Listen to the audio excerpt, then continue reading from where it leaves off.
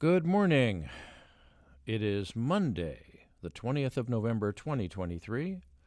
This is Thomas Caldwell of the Aurelian Column, and this is the Monday Morning Report. The Israeli-Palestine propaganda and misinformation war is in full swing, which is why you're not getting any details on anything going on there. I've given my opinion that I don't think it's going to get bigger. It's going to be bloody. It's going to be long. It's going to be miserable. But will it turn into World War III? That is highly unlikely. And I'm not going to go into much of it right now. Both sides have very, very well-versed propaganda machines. You don't know what's real. You don't know what's not. They're well-funded, well-acted, and your guess is as good as mine at what the truth is. The one thing that is certain is this is about religion, and nothing you can do about that except change your religion or drop it altogether. But let's go into another propaganda and war, and this is the American propaganda and misinformation civil war. That's ramping up. It's been going on for a while. It's also known as the culture war. But this is happening ahead of the 2024 election, which is going to promise to be very interesting. Now, several people are putting themselves up front as the candidates to prevent Trump from getting the nomination. How that's going to go, I don't know. I think the powers that be are going to do everything in their power to stop Mr. Trump from getting anywhere near the White House again. Chris Christie is the most laughable candidate at this point. His visit to the Middle East was humorous. I won't go into too much of that here. But I don't know who the Republicans will be trying to nominate. I don't think it really matters. There's already a significant number of Americans, millions, who are convinced the election system is broken and that voting one's way out of this mess is not going to be likely. Now, that is an inherently dangerous situation.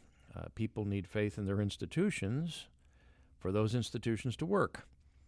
If you take that away, there's nothing left to hold things together. And this is something the powers that be, that are quite guilty of overreach at this point, haven't probably figured out yet.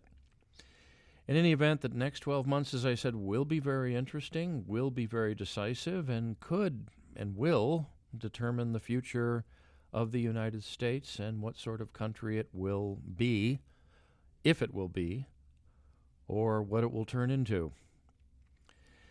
Now, some house cleaning past stories. First, I'm going to mention Mr. Gonzalo Lira again. He's still in a Ukrainian prison someplace. That's the best information. Probably not being kept in very comfortable surroundings.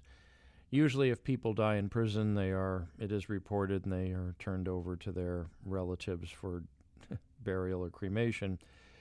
There's only rumors that are coming out now as to his current situation, none of which appear credible.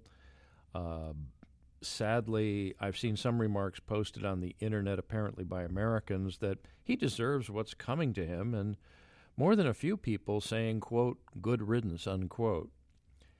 Now, such comments show exactly how far we've fallen as a people and fallen as Americans. Freedom of speech applies to everyone and anyone, as does freedom of the press. It's designed for people whose policies you don't agree with.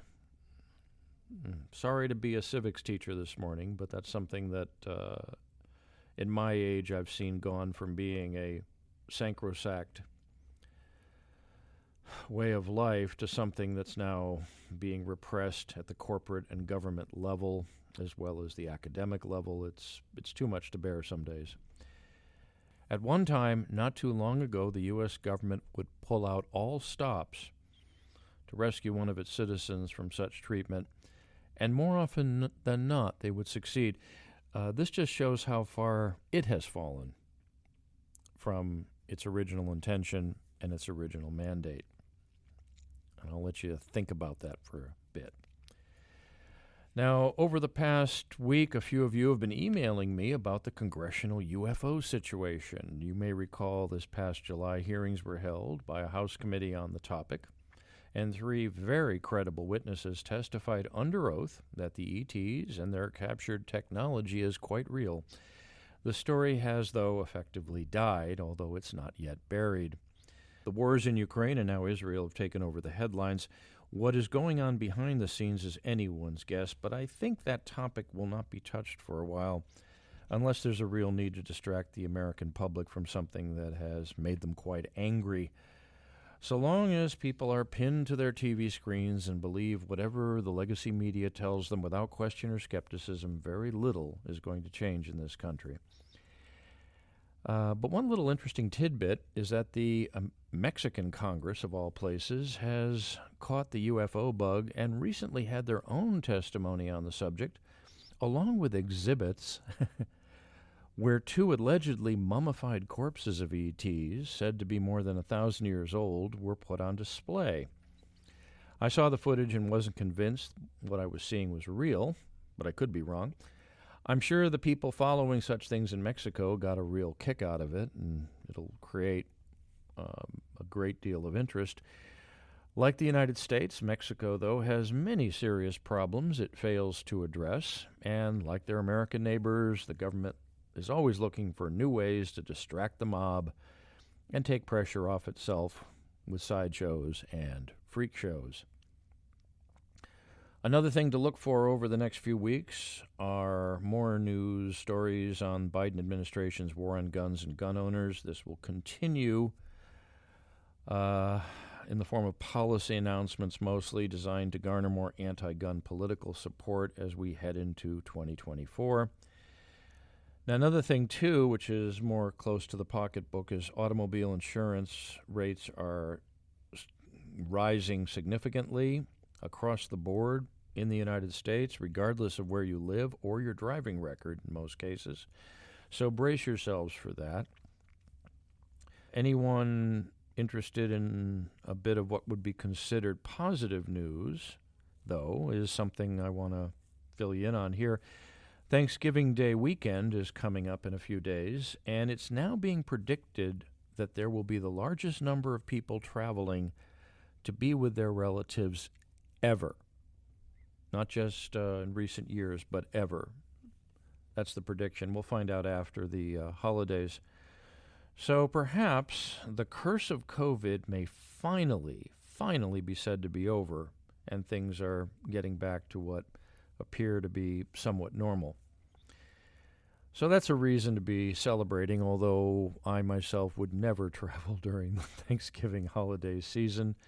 There was a movie actually done on that topic back, I think, in the 1980s called Planes, Trains, and Automobiles, which is kind of, it just shows how some things never change in American culture. But if you are traveling this week, please be safe and watch the road carefully. A lot of people do have a little bit too much to drink and get behind the wheel. So make sure you get home when you're finished eating too much and arguing with your relatives. Okay, that's it for today. If you like what you hear, please be kind enough to like and subscribe, share it with your friends. If you can see yourself to make a donation or pay for a paid subscription, it doesn't cost much. It would be great. It would give me more time to work on things in my Substack channel and not have to worry about other ways to make a living. I'll be in touch again next week. Until then, be good, be strong, be vigilant, and be real smart. And good day.